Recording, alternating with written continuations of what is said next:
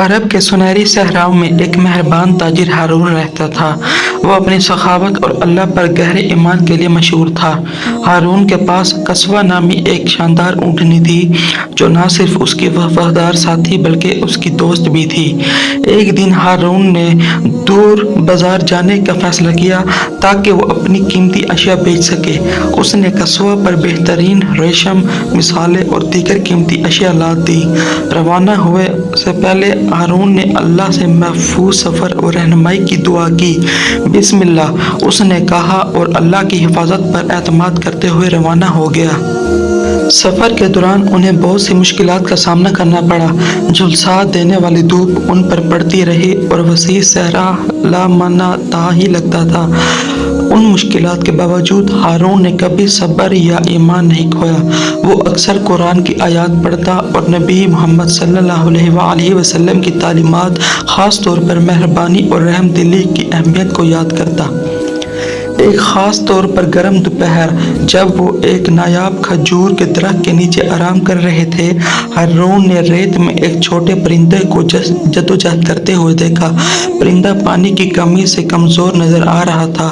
ہارون کا دل رحم سے بھر گیا۔ اس نے نرمی سے پرندے کو اپنے ہاتھوں میں اٹھایا اور فلاس سے اسے کچھ پانی دیا۔ قصوہ جیسے کہ وہ رحم دلی کے عمل کو سمجھ رہی ہو، اپنا سر جھکایا اور نرمی سے پرندے کو اپنی ناک سے چھوا۔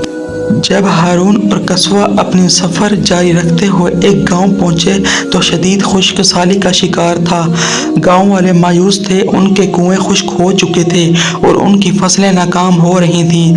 ان کی حالت دیکھ کر ہارون کو گہری ہمدردی محسوس ہوئی۔ اسے محمد صلی اللہ علیہ وسلم کی حدیث یاد آئی، رحم کرنے والوں پر اللہ رحم فرماتا ہے۔ زمین والوں پر رحم کرو، آسمان والا تم پر رحم کرے گا۔ ہارون نے گاؤں والوں کی مدد کرنے کا فیصلہ کیا۔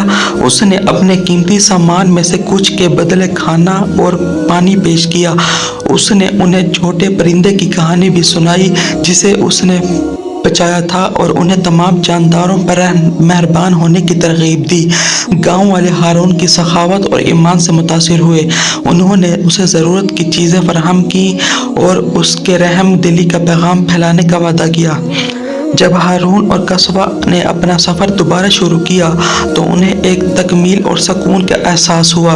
آخر کار وہ بازار پہنچے جہاں ہارون نے اپنی اشیاء مناسب قیمت پر بیچیں۔ اس نے اللہ کا شکر ادا کیا کہ اس کا سفر کامیاب رہا اور راستے میں دوسروں کی مدد کا موقع ملا۔ واپسی کے سفر میں ہارون اور قصوہ ایک خوبصورت نخلستان پہنچے۔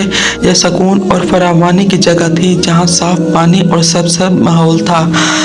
ہارون نے اسے اللہ کی طرف سے ان کے اعمال خیر اور شکر گزاری کے انعام کی علامت کے طور پر دیکھا۔ انہوں نے وہاں آرام کیا، اپنی روحوں کو تازہ کیا اور پھر اپنے گھر کی جانب روانہ ہو گئے۔ اس دن کے بعد ہارون اور قصوہ کی کہانی علاقے میں ایک افسانہ بن گئی۔ ان کی رحم دلی اور ایمان کی کہانی دور دور تک پھیل گئی۔ بہت سے لوگوں کو مہربانی اور رحم دلی کے عمل کی ترغیب ملی۔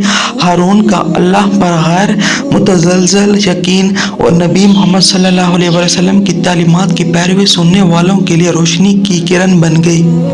اور یوں رحم دل اونٹنی اور مہربان تاجر کی کہانی ہمیں یاد دلاتی ہے کہ سخت ترین صحراؤں میں بھی رحم دلی اور ایمان کے اعمال سب سے خوبصورت نخلستان لا سکتے ہیں۔